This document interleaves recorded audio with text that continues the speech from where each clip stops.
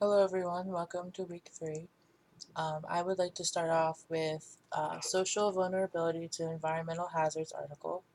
Um, in this article, Cutter, Boroff, and Shirley tell us that vulnerability to environmental hazards means there is a possibility for loss.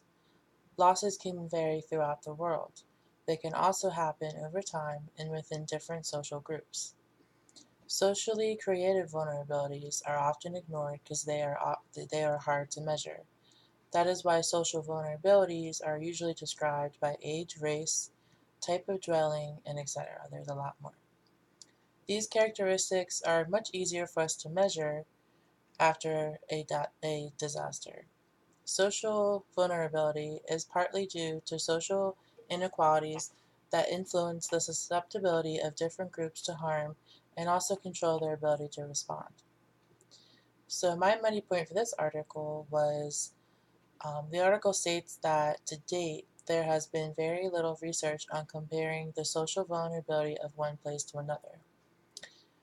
You would think that this would be one of the main things that they would want to focus on, since it could potentially tell us if some areas are more susceptible to social vulnerability than others. This article did do a great job with the comparison, but why aren't other sociologists doing the same? For the second article, which was Gender Risk and Disaster article, um, Alice Fothergill believes that there is a gender bias within hazard research.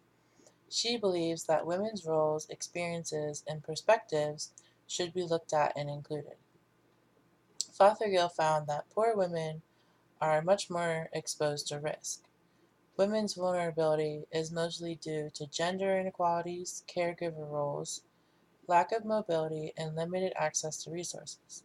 Women are more likely than men to see a disaster threat as serious because their lack of power/control gives them greater perception. Women are also more likely to believe disaster warnings than men and respond with protective actions such as evacuating their family. So my money point for this one was, why does the author not also take into account children's vulnerability? Aren't children more exposed to risk than their mothers? Also, this article seemed a little biased, but it was still a good article to read.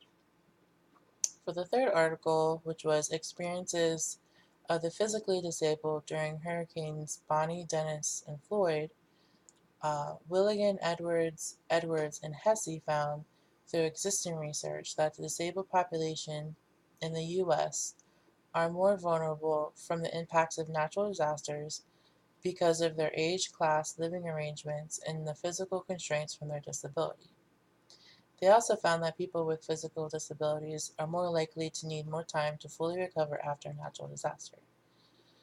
And my money point for this article was, why are the authors not also taking into account people with intellectual and developmental disabilities?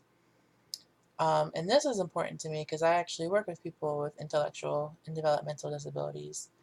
Um, and they have to pretty much constantly have a staff with them, and a lot of things they can't do themselves.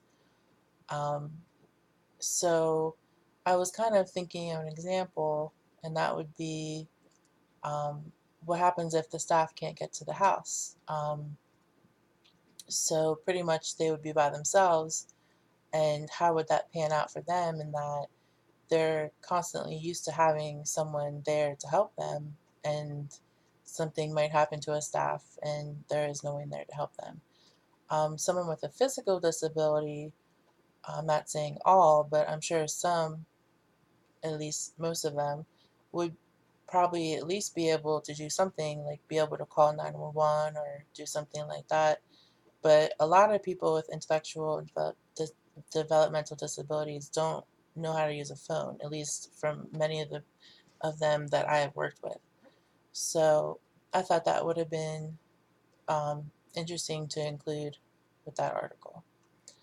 Um, and my discussion question for this week is, think of a third world country and compare that country to the United States by looking at both social vulnerabilities.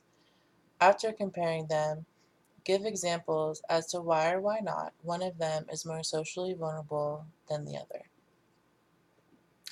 So, like I had said at the beginning, social vulnerability is usually measured from age, race, type of dwelling, etc. And you can see the rest of them in the article. So think of that while you're answering the question. Okay, thank you. Bye-bye.